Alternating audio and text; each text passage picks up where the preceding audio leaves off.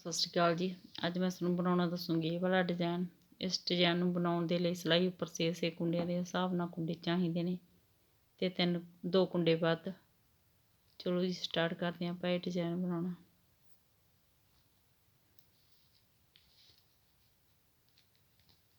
ਪਹਿਲਾ ਕੁੰਡਾ ਉਲਟਾ, ਧਾਗਾ ਦੂਸਰੀ ਸਾਈਡ 3 ਕੁੰਡੇ ਸਿੱਧੇ, 1 2 3, ਧਾਗਾ ਆਪਣੀ ਸਾਈਡ।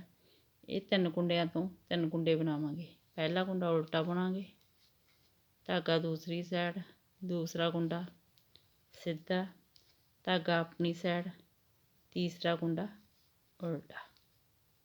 ਇਹ ਦੇਖੋ ਇਹ 3 ਕੁੰਡਿਆਂ ਤੋਂ ਆਪਣੇ ਕੋਲ 3 ਕੁੰਡੇ ਬਣ ਗਏ। ਧਾਗਾ ਦੂਸਰੀ ਸਾਈਡ, 3 ਕੁੰਡੇ ਸਿੱਧੇ, 1 2 3, ਧਾਗਾ ਆਪਣੀ ਸਾਈਡ, 3 ਕੁੰਡਿਆਂ ਤੋਂ 3 ਕੁੰਡੇ ਬਣਾਵਾਂਗੇ। ਪਹਿਲਾ ਕੁੰਡਾ ਉਲਟਾ, ਧਾਗਾ ਦੂਸਰੀ ਸਾਈਡ, ਦੂਸਰਾ ਕੁੰਡਾ ਸਿੱਧਾ, ਧਾਗਾ ਆਪਣੀ ਸਾਈਡ, ਤੀਸਰਾ ਕੁੰਡਾ ਉਲਟਾ। ਧਾਗਾ ਦੂਸਰੀ ਸਾਈਡ, 3 ਕੁੰਡੇ ਸਿੱਧੇ, 1 2 3, ਧਾਗਾ ਆਪਣੀ ਸਾਈਡ, 3 ਕੁੰਡਿਆਂ ਤੋਂ 3 ਕੁੰਡੇ ਬਣਾਵਾਂਗੇ। ਪਹਿਲਾ ਕੁੰਡਾ ਉਲਟਾ, ਧਾਗਾ ਦੂਸਰੀ ਸਾਈਡ, ਦੂਸਰਾ ਕੁੰਡਾ ਸਿੱਧਾ, ਧਾਗਾ ਆਪਣੀ ਸਾਈਡ, ਤੀਸਰਾ ਕੁੰਡਾ ਉਲਟਾ। ਧਾਗਾ ਦੂਸਰੀ ਸਾਈਡ, 3 ਕੁੰਡੇ ਸਿੱਧੇ, 1 2 3, ਧਾਗਾ ਆਪਣੀ ਸਾਈਡ, 3 ਕੁੰਡਿਆਂ ਤੋਂ 3 ਕੁੰਡੇ ਬਣਾਵਾਂਗੇ। ਪਹਿਲਾ ਕੁੰਡਾ ਉਲਟਾ, ਧਾਗਾ ਦੂਸਰੀ ਸਾਈਡ, ਦੂਸਰਾ ਕੁੰਡਾ ਸਿੱਧਾ, ਧਾਗਾ ਆਪਣੀ ਸਾਈਡ, ਤੀਸਰਾ ਕੁੰਡਾ ਉਲਟਾ। ਧਾਗਾ ਦੂਸਰੀ ਸਾਈਡ, 3 ਕੁੰਡੇ ਸਿੱਧੇ, 1 2 3, ਧਾਗਾ ਆਪਣੀ ਸਾਈਡ, ਲਾਸਟ ਦਾ ਕੁੰਡਾ ਉਲਟਾ। ਦੂਸਰੀ ਸਿਲਾਈ ਉਲਟੀ ਬੁਣ ਕੇ ਕੰਪਲੀਟ ਕਰਾਂਗੇ।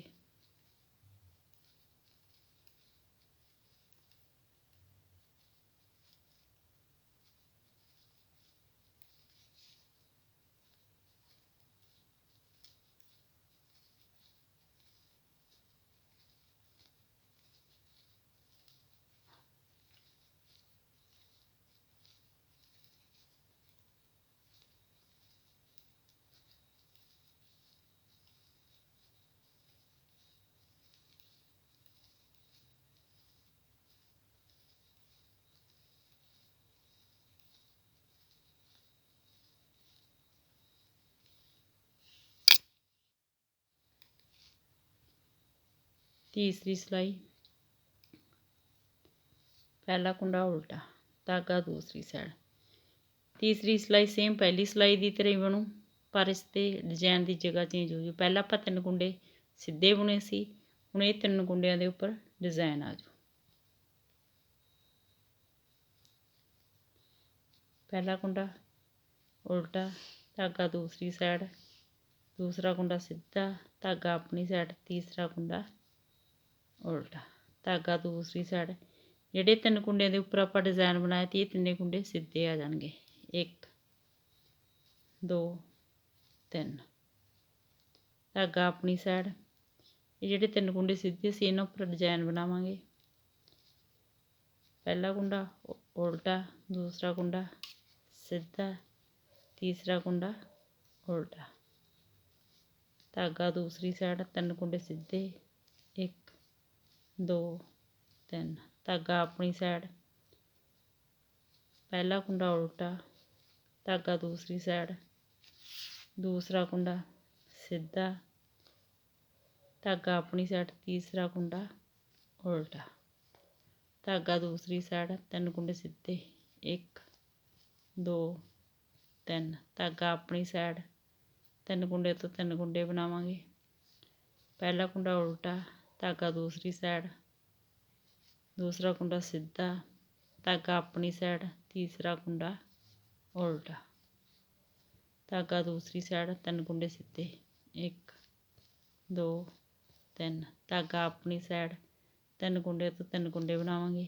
ਪਹਿਲਾ ਕੁੰਡਾ ਉਲਟਾ, ਧਾਗਾ ਦੂਸਰੀ ਸਾਈਡ, ਦੂਸਰਾ ਕੁੰਡਾ ਸਿੱਧਾ, ਧਾਗਾ ਆਪਣੀ ਸਾਈਡ, ਤੀਸਰਾ ਕੁੰਡਾ ਉਲਟਾ ਤੇ ਲਾਸਟ ਦਾ ਕੁੰਡਾ ਉਲਟਾ। चौथी सिलाई उल्टी बुन के कंप्लीट करांगे।